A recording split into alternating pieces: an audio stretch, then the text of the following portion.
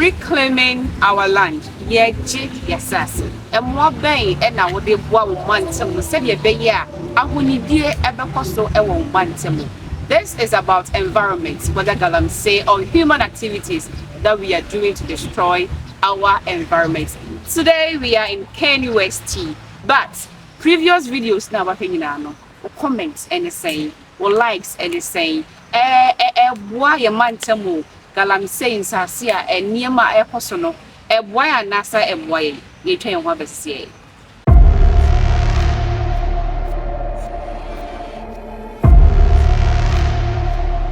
Right, you're welcome back. We have a very beautiful and handsome gentleman in the house. Sweetheart, you're welcome. Thank you. Your name?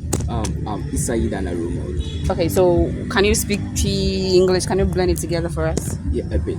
A bit? Yes. Okay, you know about Galamsey. You Right. know the effects and right. national communication, everything about it. What's your take about Galamsey? So when it comes to my take about Galamsey, what I want to first say is that we all know that Galamsey it's an activity that isn't accepted in this country because of numerous reasons. Okay. Yeah, why? Because it has a lot of negative effects on us. And I would say that if you look at the Galamsey scope, Galamsey as it is small scale, illegal small scale mining. And it's illegal because they do not follow the standard procedures for mining, and this results in the contamination of our environment. Okay. And it's because of the contamination we all are against it, because we are living in the country as if there wouldn't be future generations that will come to use the same environment we are using. And so Galamsey actually just satisfies the immediate needs, and it doesn't actually look forward to the future needs of the people yet to come. So my intake on Galamsey will be that it's an illegal activity that we need to find solutions to, and the solutions I mean here is to find the right solutions, not just any other solutions. Okay. Because right now we all agree that there are solutions that are in place, but if you look at them with a different eye, you see that there are a few ups and downs, and we need to keep that. Okay, since there is a few ups and downs, per what you're trying to say. Our previous interviews, there was a soil scientist, a man that was explaining Galamsey, you gather and you sell, and how he's about 60 years, so he has been in that industry for very, very long time. So we know the aspect of Galamsey. You as a crop student, Yes. these Galamsey, when it happened, not necessarily Galamsey, the rubbish, the refuse that we display around, especially the rubbish. Exactly. How does it affect our soil and our plants as well? Okay, so basically, when we come to the Galamsey activity and how it actually affects the soil, and for that matter, me being a crop scientist, how it affects our crops is that you see, one of the main, stuff that is used in the mining is the mercury. Okay. The mercury element, and that's the most prominent contaminant in Galamsey communities. Mm-hmm. What happens is that mercury, we live with mercury. Okay. And we are not the ones that create the mercury actually, but what happens is when they use mercury in mining, in extracting the gold, what happens is it drains into water. Okay. Are you getting it? And when it gets into the water, it turns to methyl mercury, and at that point it's very dangerous to any living being. Are you getting it? So plants, as we know, they absorb their nutrients in solution form. Okay. So that means the nutrient has to dissolve in water before the plant can utilize it. And right now, this is the case that mercury, after usage, it drains into the water that the plant would rather absorb their nutrient from. When the plants are absorbing the nutrients in the solution in the water, they absorb it along with the mercury. Okay. And mercury is very poisonous to living organisms. Mercury as mercury Venus Earth, or this is a different type of mercury? Just methyl mercury. So when mercury is exposed to the environment, bacteria acts on it and it becomes methyl mercury. What I'm trying to ask you here, we have the night planet, Mercury, Venus, Earth. So I'm referring the Mercury to that night planet, or this is a different Mercury altogether? This is a different Mercury. Okay. This Mercury, it's actually a heavy metal. Mm-hmm. It exists in the liquid state. Okay. It's should I say grayish or silver? Yeah, that's the color of, and it's a liquid. Okay. And it's a heavy metal because when we consume it, we can't excrete it. Eh? Yes. Can you break that word down a little for us to understand it? Okay, so what I mean is, when you consume, it's not like, let's say if you eat food Okay. to undergo digestion, then you go and, I don't know the proper word to use, excrete. If you don't mind, can I use shits? All right. All right. Yeah. So we can go on now. So you can go shit. But mercury, when you consume any substance containing mercury, Okay. it goes into the bloodstream and you can't excrete it. Okay. Yeah, so it forever stays in you. So that's what I mean by when you're taking mercury. I get it. I get it. Exactly, So exactly. continue for us. So just like I was saying, so once the plants take it, it forms a part of their body. Okay. And that's what we consume, be it the leaves, the stem, or the roots. So when you go to consume, when you go to purchase your products that have been contaminated by mercury and you consume it, we are what we eat. Are you getting it? So the carbon that we get from the plant is what builds our body, right? So the mercury continues in your body, and we have something we call bioaccumulation and biomagnification. So when we say bioaccumulation, we simply means like the continuous deposition of contaminants in an organism. So let's say a fish starts consuming feed that has mercury in it. Okay. Let's say at the initial stage, it wouldn't be, the mercury concentration wouldn't be enough. But as it continues to consume, stuffs that contain mercury, Okay. it will the concentration in the fish will build up. That's bioaccumulation. So bits of mercury deposits form a higher concentration, and so that's bioaccumulation. And when we talk about biomagnification, we are looking at the whole food web or food chain. So right now the fish has accumulated mercury in it. Then let's say an eagle goes to eat the fish. When the eagle eats the fish, it's taking the mercury that is made in the fish there. And when let's say man or a snake goes to eat the eagle, he's also taking the mercury that the eagle took from the fish. So mercury doesn't die. No, actually no. It keeps living on. Yes. From living things to another living thing, just like that. Yeah, it just recycles from the atmosphere to the soil and back to the atmosphere. Oh, okay. Yes. No, so is mercury easy to attain, or is it easy to get mercury just from the market? Yeah, they sell it. Those who actually do the galamsey, those who do the illegal mining, they have access to it. How do they have access to it? Besides galamsey, it's illegal. So how can mercury be legal on the market for these people to get it? Okay, so this is it. You can have a substance. You know, weed has been legalized, right? I know that. So Speaking of it, GU takes up. no. Okay, Yeah. that's just by the way. Yeah. So weed has been legalized, but this, even to the legalization, there's a certain concentration that is supposed to be in any substance or any pharmaceutical that is supposed to contain it. Okay. So let's say weed, you can have a concentration of 10, but per the law that has been passed, it's supposed to be 0.3. Okay. So in this case, if you have a weed product that is even 1, it's illegal. Sure. But even though it's illegal in the system to have products that can contain weed, but if it's beyond the standard, it is illegal. So you can have mercury in the market, but still, it's illegal depending on how you use it. Because we have other miners that follow the procedures laid down for mining. Sure. But what they do, they pollute the water and they pollute the environment. That's why it is illegal.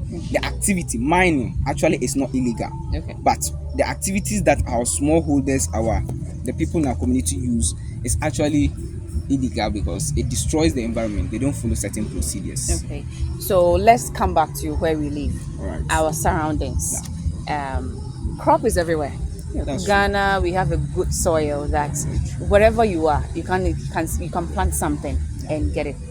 So these refuse throwing away rubbers, bottled water disposals, how does it affect the crop? Not necessarily the environment, the crop. How does it affect it?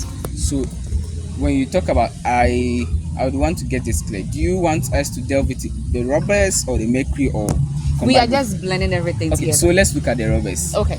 So if you look around, you can see that there are a couple of rubbers surrounding this place. I can see that. Yeah. And for a plant to grow well, it needs to have easy penetration into the soil.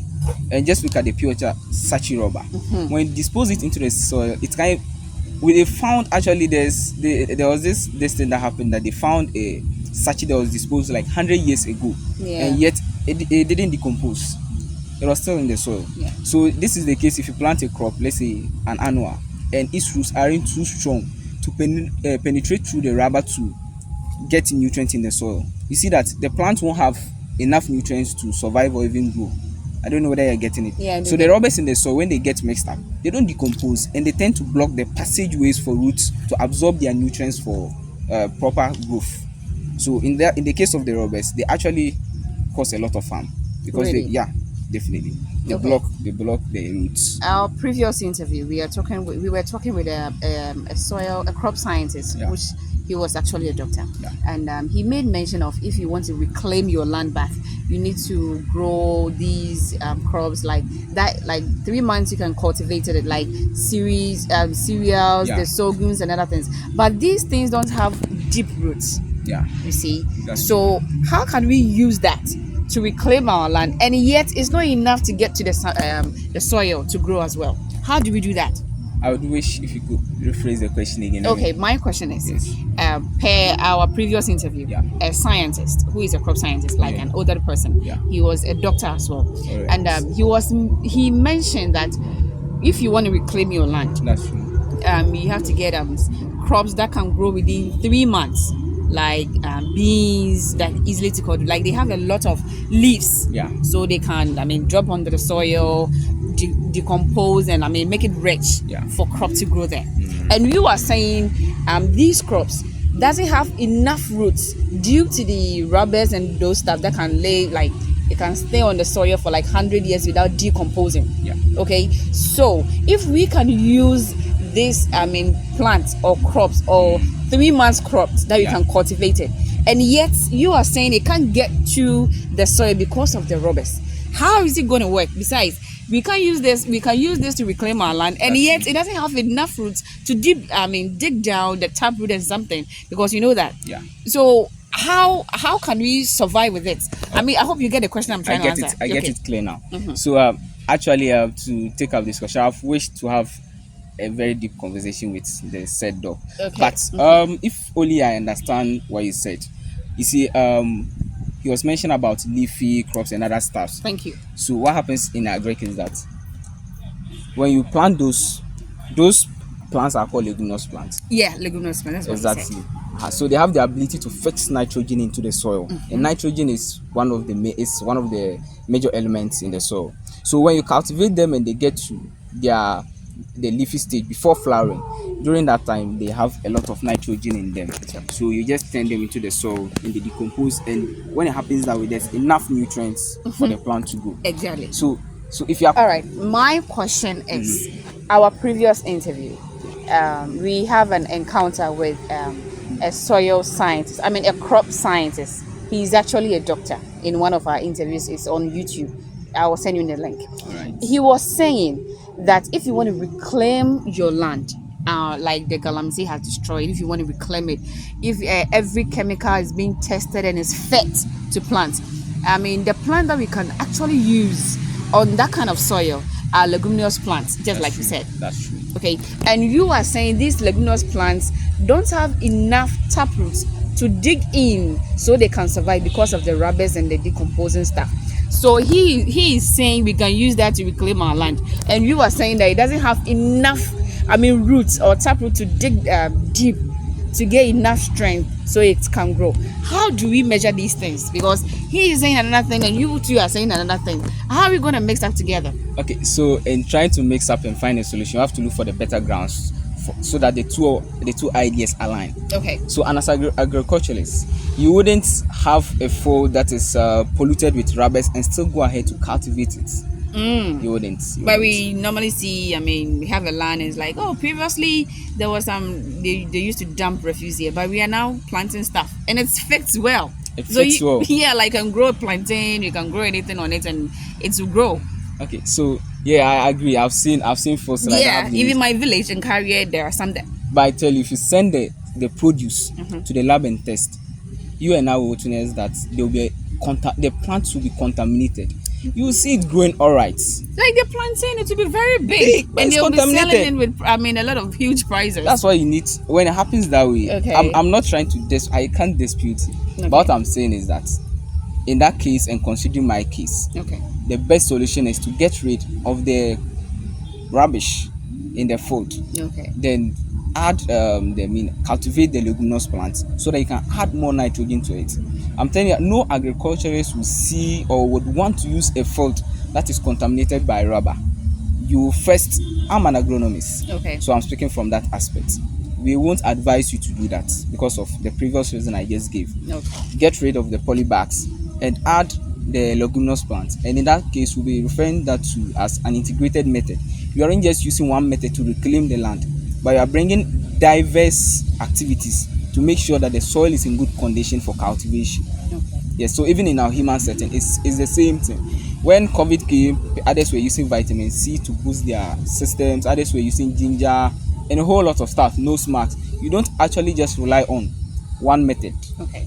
I hope you're getting it. So you employ different methods to curb the situation. And I can't like, yeah, he's very right. Okay. And I also stand to say that, yeah, I'm very right. You have to get rid of the rubbish. Okay, so our final question. All right. You as agronomist, how do you see the future of agriculture in Ghana? Okay. And Africa as well, besides Ghana, West Africa and everything. How do you see, the future, how agriculture is going to survive and feed the rest of, generation years to come? So, they always say it's easier said than done. Okay. But the actual picture is, if we plan well, the future is very bright. Mm-hmm. Because they've been a whole lot of innovations that have come to help the agricultural system in Ghana and Africa and even the whole world. Mm-hmm. But the thing is, we fail to implement them.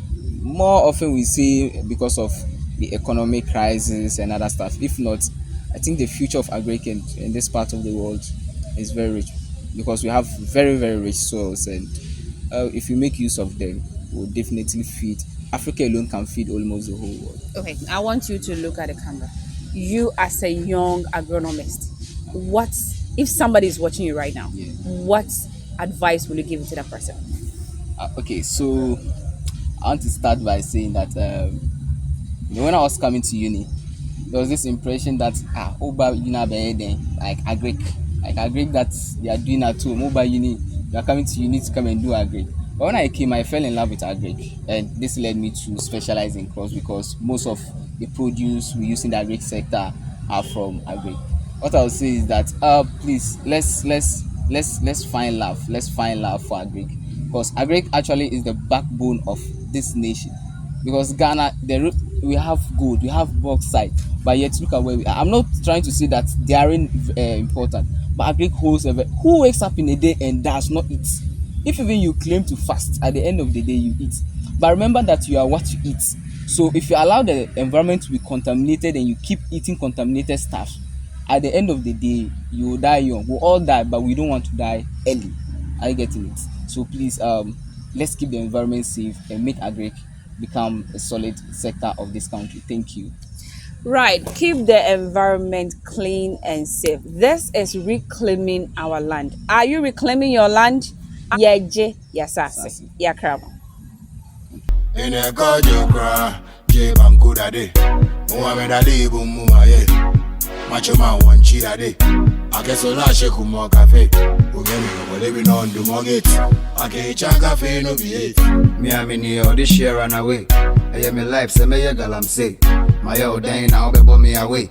Me de me yet to be chow. We need beji and your check late. Yabremo and it to be. Some do kakra or fago pay. Passing I am a mate, no see away. Captain, add what them I say. Me, I no one talk anything. Money they call me for my brain. Yamba kinchiki ya de. Na sayanzo kumgani. This time me I got the party.